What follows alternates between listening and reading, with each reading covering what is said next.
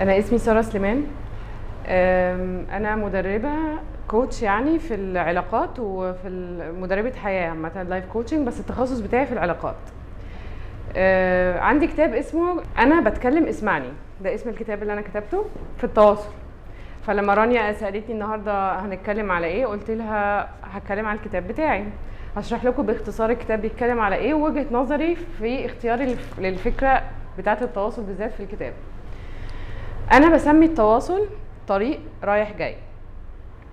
يعني ايه طريق رايح جاي؟ يعني طريق فيه اتجاهين، اللي هو مثلا تخيل نفسك طالع من القاهرة لاسكندرية.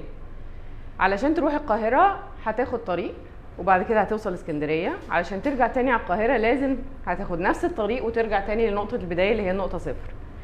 لو اعتبرنا التواصل طريق رايح جاي، اذا هيبقى فيه نقطتين، واحد وشخص اخر بيتكلم معاه او بيتواصل معاه. واحد بيتكلم والتاني بيستمع.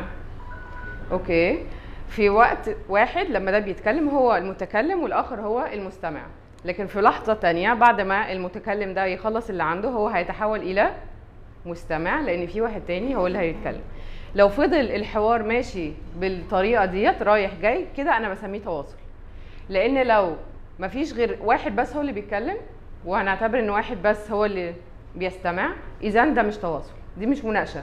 ده ممكن نسميه بقى اي حاجه تانية، ممكن نسميه مثلا تلقيح كلام، تهزيء، اي حاجه بقى. يعني هو واحد بس اللي بيتكلم والتاني عمال ماشي ماشي ماشي وخلاص، يبقى ده مش تواصل.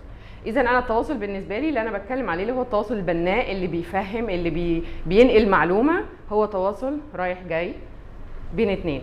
زي مثلا رانيا لما كلمتني، ساره احنا عايزين نعمل يوم 21 طاقه. ماشي يا رانيا، هتعملي هتتكلمي عن ايه؟ هتكلم عن الكتاب بتاعي.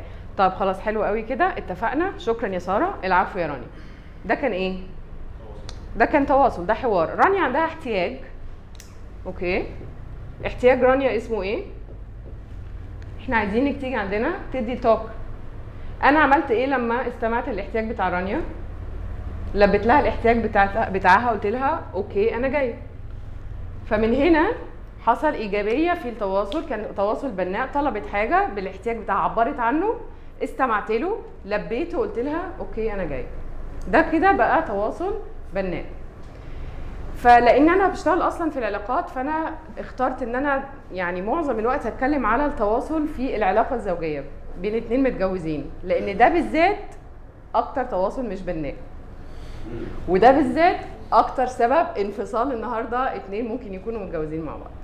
فبالتالي تعالوا نشوف مثلا حوار بيدور بين اتنين، واحد ومراته مثلا. الست عندها احتياج فبتعبر عنه، فراحت قايله له مثلا ايه، الولاد النهارده تعبوني، والبيت النهارده ما عرفتش اوضبه، والمشاكل في البيت ما بتخلصش و الزوج بالتالي بعد لما مراته نقت الاحتياج راح عامل ايه؟ راح قايل لها ما هو انت اصلك طول عمرك ما بتفهميش في الاداره، ما هو انت لو بتفهمي في الاداره زيي وبتعرفي تديري اليوم وتنسقي وتعرفي تعملي جدول وتنظمي وقتك كنت فهمتي، انت طول عمرك هتفضلي كده. انت ايه اللي حصل؟ الاحتياج جرى له ايه اللي كان عند الست اللي بتعبر عنه؟ تلاشى واتخبط في الحيطه وما تردش عليه باي نوع من الايجابيه. ده حوار. خبطوا في حاجه اسمها، انا بسميها في الكتاب السد. تمام؟ هديكم مثال تاني. واحد راجل برضو زوج بيتكلم مع مراته بعد ما رجع من الشغل، وبيقول لها النهارده كان يوم صعب جدا، فلان اللي بيضايقني طول النهار هو نفس الشخص، مش عارف اتصرف معاه ازاي، انا حاسس ان انا ممكن اسيب الشغل خالص بسبب الشخص ده. عمال يشتكي لها من وجود طرف عنده في الشغل مضايقه جدا. كان رد الست، الزوج بيعبر عن احتياج، هو عنده مشكله بيعبر عنها. كان رد زوجته، انا قلت لك 100 مره انت مش عايز تسمع كلامي، ما هو انت لو عرفت تتعامل مع الراجل ده عادي، ما هو انت لو تاخد نصيحتي انت بس كده طول عمرك ايه، عايز تمشي بدماغك ومش عايز تسمع كلام حد، خليك يا عم في طريقتك دي، انت كده مش هتفلح. الست خبطت فين؟ في السد. مين السد؟ ايه مواصفات السد؟ انا بقول على السد ده منطقه محظوره يمنع الاقتراب منها، لانها موجود فيها، هي طبعا بتنهي اي مناقشه بسبب النقد، اللوم، الأحكام، الحساسية المفرطة،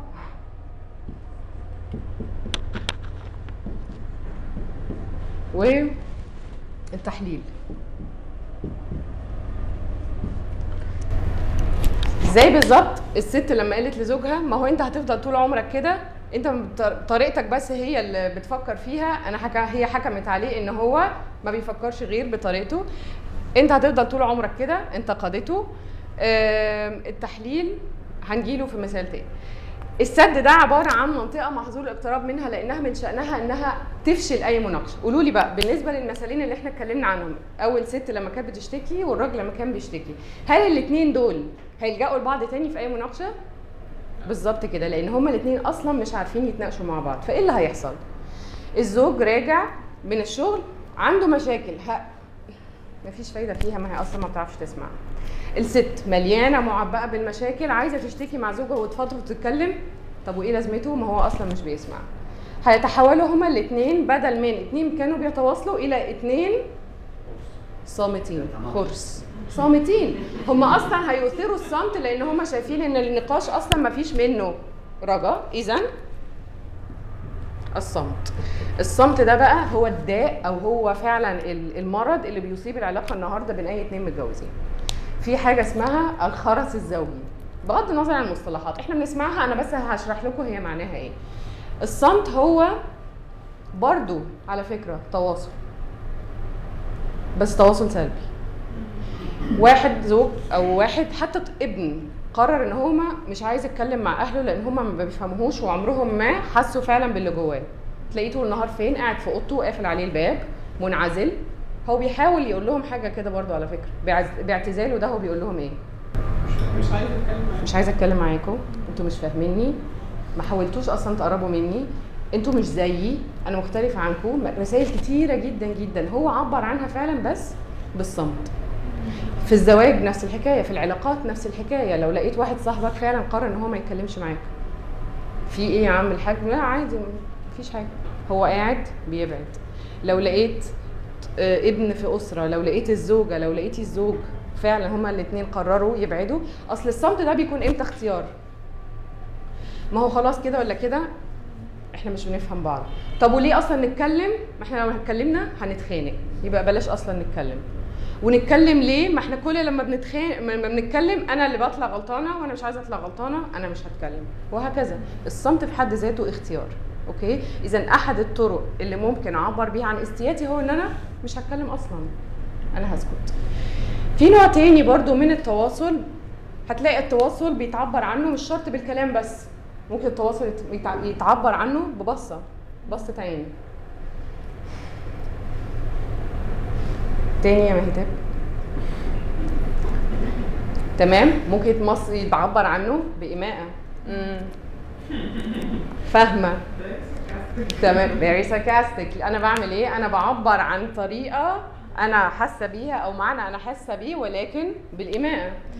وتلاقي بقى البادي لانجوج ديت او ايا كان بقى البصة العين او حركات الجسد او ما الى ذلك، يعني كل واحدة هتختلف من حتى الرجالة والستات. لو انا بصالك يا رانيا وبتكلم معاك، او انت بتتكلمي معايا وانا بصالك بستمع للي انت بتقوليه وقاعده اعمل كده زي ما انت بتعملي معايا دلوقتي بالظبط، you're nodding صح؟ بتومي، ده معناه ايه؟ اوكي. طيب هشام، لو انا بتكلم او انت بتتكلم وانا عماله اعمل لك كده، ده معناه ايه؟ بنفس الطريقه اللي انت عملتيها دلوقتي، ان انت يعني ايوه بالظبط. يس. انا عايزه ان انت مش سامعاني، ايوه انت بتجاريني كده وخلاص، اللي هو ايوه اثر ايوه ايوه بالظبط كده. لا، اللي انا اعرفه من الرجاله فعلا ان في بعض الايماءات لما الستات بتستخدمها بيعتبروها اولا انت مش سامعاني اصلا، انت بتجاريني وخلاص، انت مش محترمه اللي انا بقوله، انت مش مدياني اعتباري، خد بقى عندك بقى امبليفاي 1000 مره انه انت اصلا مش تحترميني، انا مش راجل، وهكذا. صح؟ مجتمع ذكوري دي مصيبه. بالظبط كده. انا عايزه اوصل للنقطه دي. في مجتمع ذكوري دي مصيبه، لان الراجل اصلا بيتجوز علشان يحس ان هو راجل، عشان يكمل فكره الرجوله او معنى انه انا القيم اللي ربنا اداله القوامه في القران. ده حقيقي، خلاص خلينا صراحه يعني. انا راجل والله العظيم، بس هو هيحصل على الرجوله دي ازاي؟ يعني هديكوا نبذه على الموضوع ده، انا بشرحه ازاي في العلاقه في الزواج. لما بقول لها دلوقتي جوزك عايز يحس انه محترم، ما يحس انه محترم يعني وانا مش هحترمه مثلا، لا، هو ربنا قال وللرجال عليهن درجه، فعشان هو يكون له الدرجه انت لازم تكوني فين؟ تحتيه درجه. هل انت فعلا اديتي المساحه دي بالاحترام وبالتقدير والكلام ده كله عشان هو يحس ان هو له درجه، ولا احنا عايشين النهارده كده؟ فبالتالي يعني دي كانت نقطه كده جانبيه بس علشان ابين لكم. هشام لما رد دلوقتي هو فهم انا قصدي ايه. الايماءات بتختلف من راجل لست، معنى البودي لانجوج ومعنى الحركات اللي احنا بنستخدمها بتختلف ما بين راجل وست. طب ايه التعقيد ده؟ يعني انا اعمل ايه؟ يعني مفيش مشكله خالص. اقصر طريقه للتعبير عن ان التواصل واضح هي الكلام المباشر، نتكلم مباشره. طب على فكره انا ما فهمتش بس اللي انت قلته ده، ممكن توضح تاني؟ او ساره هو انت بتعملي كده ليه؟ انت فاهماني؟ انا فاهماك يا هشام، معلش يمكن انا تعبانه شويه بس انا سامعاك وفاهماك كويس جدا. بنتناقش بنتكلم. لكن لما نقصر الطريق وخلص ومش مهم وانا مش لازم اصلا اركز والمعاني بقى تبتدي تتضخم في دماغنا، هو ده اللي بيؤدي في الاخر احنا هنتحاشى نتكلم وهنلجا الى الصمت. فتاني العلاقه هتفشل بسبب ده. انا بتكلم عن ان الصمت ده انا بسميه انذار خطر. اول ما تلاقوا اتنين ما بيتكلموش، هم مش كويسين على فكره وناس محترمه ما بتتخانقش، بالعكس هم بيتخانقوا بس صمتا، هم بيتلاشوا بعض صمتا، هم بيبعدوا عن بعض صمتا. فالصمت ده في حد ذاته انذار خطر. اوكي. طيب هديكم مثال تاني علشان نوصل برضو اكتر للسد نفهمه زياده. يعني واحده بتقول لجوزها انت ما جيتش النهارده ليه بدري؟ انت عارف النهارده الولاد عندهم تمارين. فزوجها قال لها معلش ما قدرتش النهارده، اتلخمت جدا في الشغل. راحت رد عليه وقايله له هو انت هتفضل طول عمرك كده؟ انت ما تفكرش غير في نفسك بس. انا مأكده عليك قبل كده ان مواعيد التمارين لازم تكون موجوده عشان العيال بيحتاجوك. يا ستي انا اسف قلت لك مش هينفع النهارده، انا اتلخمت. انت ما بتحبنيش، انت بتكبر دايما كل حاجه وبتنسى دايما الحاجات المهمه لينا وما بتفكرش غير في نفسك وبس. الست دي عملت ايه؟ عملت انتقاد ولوم واحكام ومش بعيد كمان تقول له على فكره بقى انت ما بتحبنيش وانا اصلا مش طايقه اقعد معاك، انا هروح واروح عند اهلي، يبقى تعالى لو عايزني. حساسيه مفرطه وشويه بقى ايه. كل ده ليه؟ لان هي فاشله في التواصل، ولان هو ما عرفش يحتويها وهي بتتكلم لانها كان عندها احتياج. بعض النقط يعني موجوده هتلاقوها اصلا في الكتاب مشروحه بالتفصيل لو انتوا حابين ان انتوا تعرفوا اكتر عن التواصل، بالذات موضوع الحساسيه المفرطه اللي هي في الاخر بنحس ان احنا كاننا واحنا بنتكلم كان في حد بيتهمني او كان في حد بيصغرني او ما الى ذلك، فبلجأ الى ان انا طب خلاص بقى تمام واخد الموضوع على نفسي ومش مهم والعيشه واللي عايشينها والكلام ده كله. الاحكام، انت ما وضبتيش البيت النهارده ليه؟ مش عايزه، مش قادره اعمل حاجه خالص. انت شخصيه كسوله، حكم عليها. الست دي عمرها ما هتتكلم مع جوزها تاني ولا هتقول له اي حاجه اساسا. فاذا اقصر طريق للتواصل هو الكلام المباشر من غير النقد ولا اللوم ولا الاحكام ولا الحساسيه ولا التحليل علشان اضمن ان الحوار هيكمل. هديكم مثال اخير وده بيحصل كتير جدا وده حصل بقى، دي قصه حقيقيه. يعني انا كنت بشرح لهم المثال في الكورس يعني مثال من دماغي. راحت واحده وقفت وقالت لي انا حصل معايا الموقف ده بالظبط، فانا هحكي لكم مش المثال بتاعي، المثال بتاع اللي حصل في الحقيقه. واحده وجوزها لسه متجوزين جداد، فنازلين السوبر ماركت يجيبوا حاجه البيت. فهو الراجل ماسك الكارت وعمال بيحط الحاجات اللي هم محتاجينها في البيت. وقفت البنت قدام بسكوت وما اتحركتش، فضلت واقفه. فهو مشي بيكمل، بعدين فجاه ما لقاهاش جنبه فبيدور عليها، ايه يا ماما انت فين؟ فراح لها لقاها واقفه قدام البسكوت. فقال لها في ايه؟ يلا عايزين نكمل. فقالت له البسكوت ده حلو قوي. قال لها ماشي، ها ايه ماله يعني؟ قالت له اصل ده مستورد مش دايما بيبقى موجود في السوبر ماركت، فانا يعني لقيته موجود دلوقتي. برافو، طب كويس جدا. طب خلاص ممكن يلا نكمل علشان ورانا حاجات لسه عايزين نجيبها. دش ساقع جردل، وبعدين راحت ماشيه ومكمله. في دماغها بيحصل حوار كبير جدا. الراجل ده مش لماح، الراجل ده ما عندوش دم، الراجل ده ما جابلكيش البسكوت، انت كان نفسك في البسكوت يا عين امك وما كانش موجود زمان ودلوقتي موجود وما حدش جابهولك، الراجل ده مش هيعبرك، انت ازاي اتجوزتي الراجل ده، انت كذا. حوار بقى ايه، بالونه كبيره عماله تتنفخ. بدات تضرب البوز المتين. روحوا البيت، في ايه مالك؟ في حاجه مضايقاكي؟ انا متضايقه. ايه في ايه مالك؟ ايه اللي حصل؟ انت ما بتحبنيش ليه يا عم الحاج؟ مالك؟ ايه اللي حصل؟ ايوه انت ما بتحبنيش لانك لو كنت بتحبيني كنت جبت لي البسكوت. انهي بسكوت؟ انا قلت لك ان كان في بسكوت عاجبني وانا كنت عايزاه. لا انت ما قلتيش ان انت كنت عايزه البسكوت. لا انا وقفت قدام البسكوت. فوقف، قعدت البنت تفكر، هو انا فعلا ما قلتوش على البسكوت بس انا كنت عايزه البسكوت. الغلطه فين؟ الغلطه غلطتها، برافو عليكي، الغلطه غلطتها لان هي ما قالتش ان هي عايزه البسكوت. هي وقفت قدام البسكوت واعتبرت ان جوزها موديل 2015 عنده قرون استشعار، فلازم هيقرا دماغها ويفهم ان هي عايزه البسكوت. بقعد احلف لهم والله العظيم لسه الموديل ده ما نزلش لغايه دلوقتي ومش هينزل. الراجل بيعمل البسكوت ده كان شاحح. كان شاحح والله الحمد لله اتطورنا وبقينا نجيب المنتجات المستورده. فبالتالي بالظبط هي المعلومه ما وصلتش من الاساس لانها ما طلعتش، هي ما قالتش ان هي عايزه البسكوت. فكتير جدا من المتزوجين لما بسالهم انت اكيد بتسمعي الجمله دي كتير من جوزك اللي بيقول لك قولي لي انت عايزه ايه عشان اعمله لك. زي ما اتفقت معاكم اقصر طريقه للتواصل هو الكلام المباشر.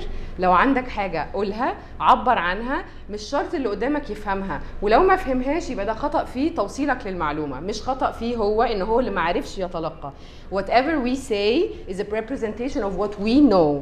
حاجه جوايا انا، مش مطلوب منك يا شريف ان انت تفهمها، مش مطلوب منك يا هشام ان انت تعرفها، انا اللي المفروض اعبر عنها لان ده دوري انا في التواصل. وبالتالي كل واحد بيتكلم لازم يعبر عن نفسه صح والمستمع يسمع صح، كده نضمن فعلا ان التواصل يفضل طريق رايح جاي. فوتكم بعد.